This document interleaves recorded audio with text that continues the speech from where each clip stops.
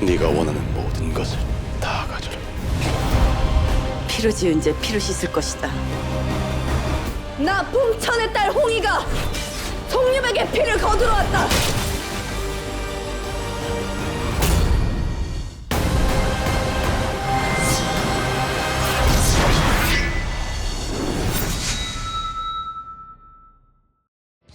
여름 극장 성수기 한국 영화의 3파전을 많은 분들이 예상하셨는데요. 오늘 그 마지막 영화 협녀 칼의 기억 준비했습니다.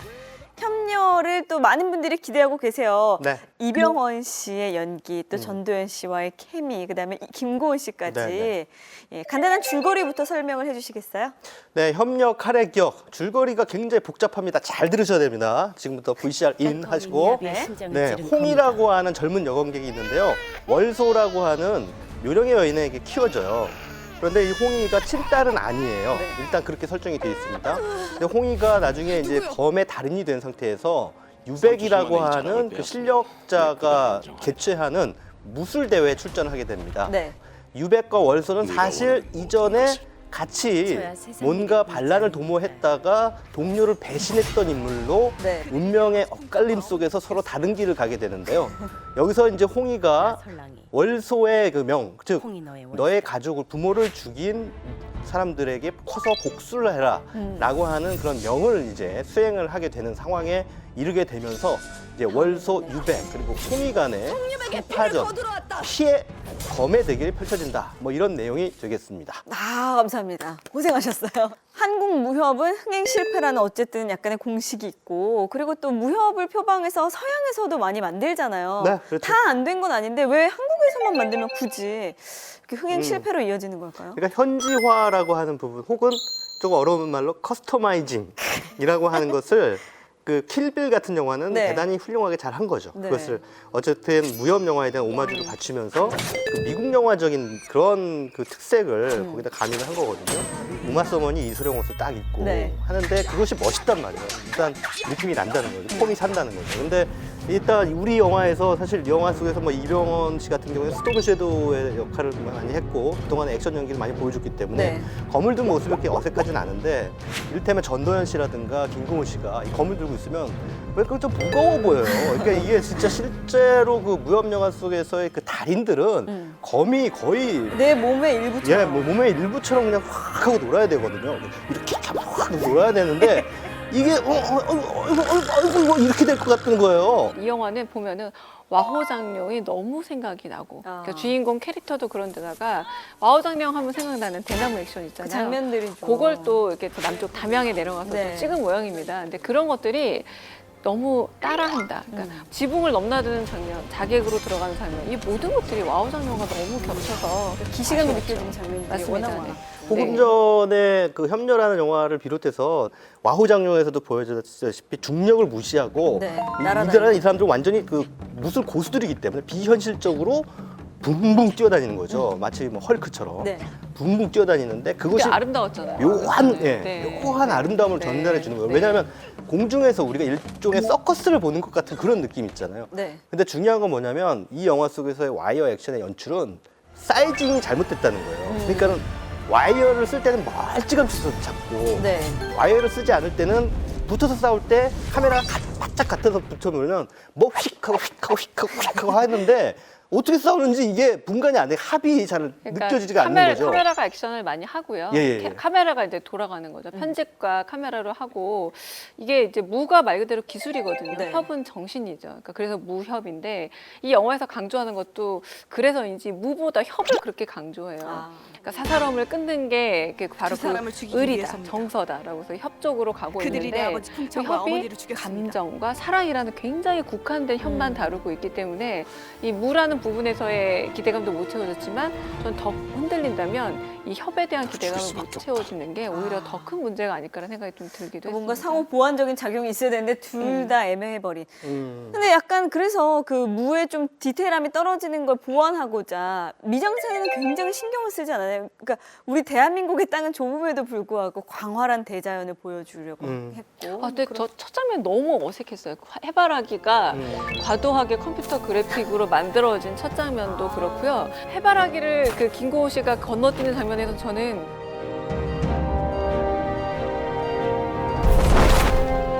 만화 전우치를 보는 것인가라는 생각이 잠깐 들 만큼 너무 어설픈 장면들이 좀 있어서 중요한 것은 무협 영화에서는 결국은 안무입니다. 액션 안무. 춤을 추는 것과 같은 그런 맞아요. 느낌을 주기 맞아요. 때문이죠. 예.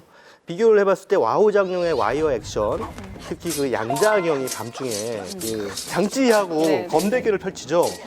거리낌이 맞아요. 예, 움직임이 너무나 철저하게 딱딱딱 맞으면서 두 사람이 같이 함께 춤을 추는 것 같은 그런 느낌을 주거든요.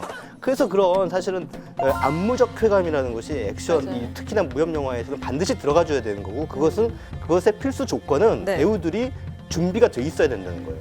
제가 누차 얘기하지만 한국에서는 무협 영화 만들면 안 된다. 그 이병헌 씨만 몸을 꾸준히 만들어 오다 보니 네. 그 무협에 칼을 들었는데도 이병헌 씨 그렇게 키도 크거나 네. 한편은 아닌데 전혀 어색함은 어색하지 않게 없었지만. 그래도 와이어를 견디더라고요. 자기 이겨내더라고요. 그럼 갑자기 지금 든 생각인데 예. 그 제가 참 좋아해 맞지 않는 우리 강동원 씨가 또 네.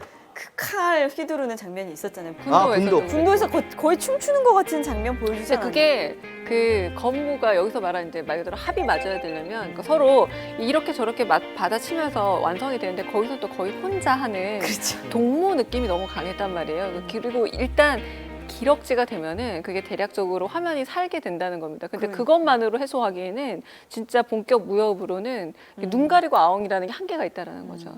그래서 이 협녀에서 이제 또 무협을 표방하고 있지만 사실은 아까 강 교수님께서 말씀하신 것처럼 두 남녀의 사랑과 배신과 복수에다가 초점을 맞췄잖아요. 네.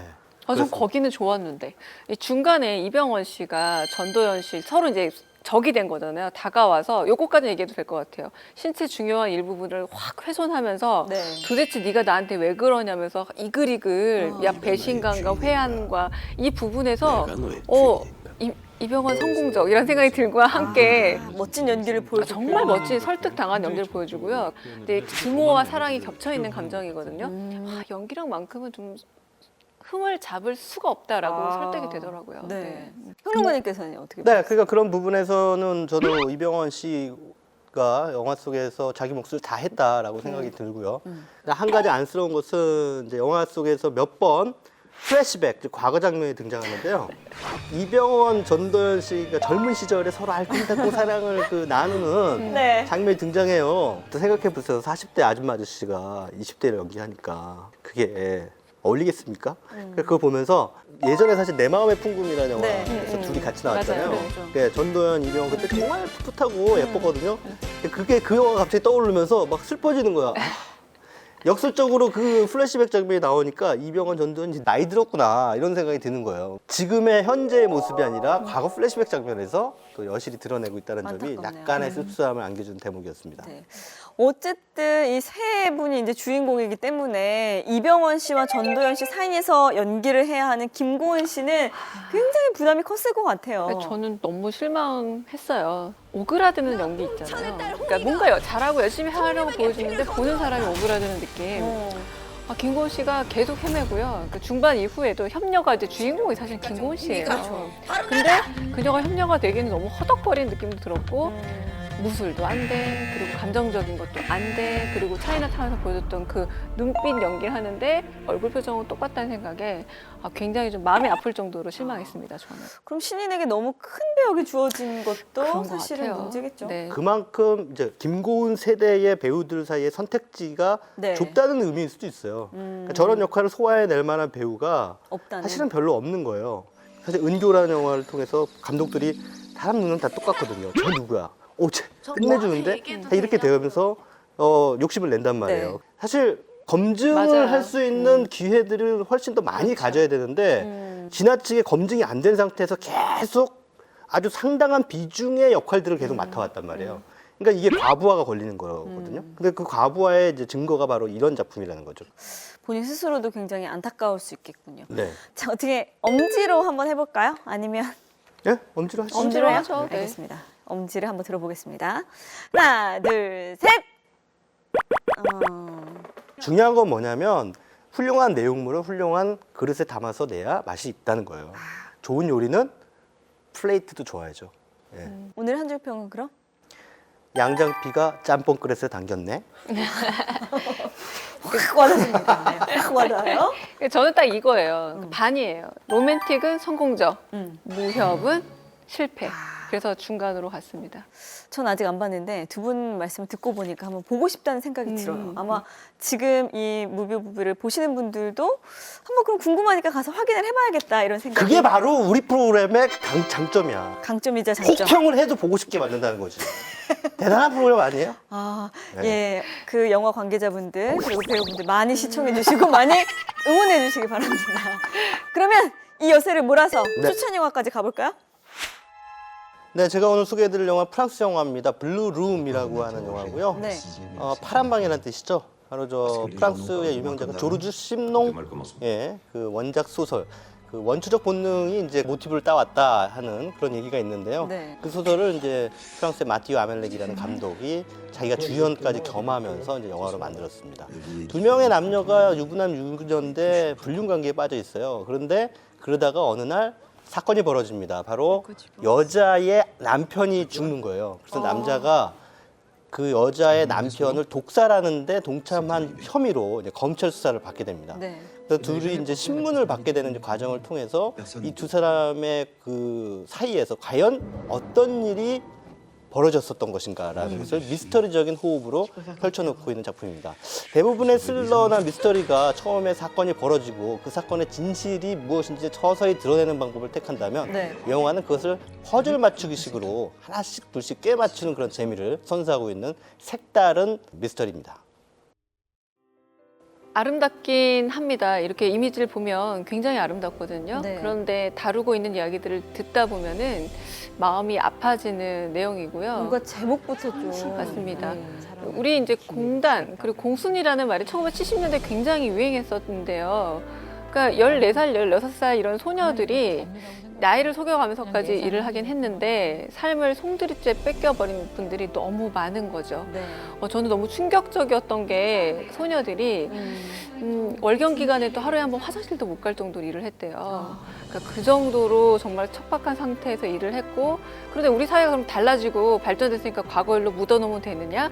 그게 아니라 이 영화를 보다 보면은 현재라는 생각이 들기 마련입니다. 이게 다큐멘터리 영화예요. 그러다 보니까 실제 그분들의 아주 생생한 목소리를 들을 수 있고, 네. 하지만 이렇게 중간중간 서정적이고 아름다운 장면을 통해서 그냥 단순히 주장만 담은 그런 영화가 아니라 아주 감동적으로 담아낸 다큐멘터리입니다.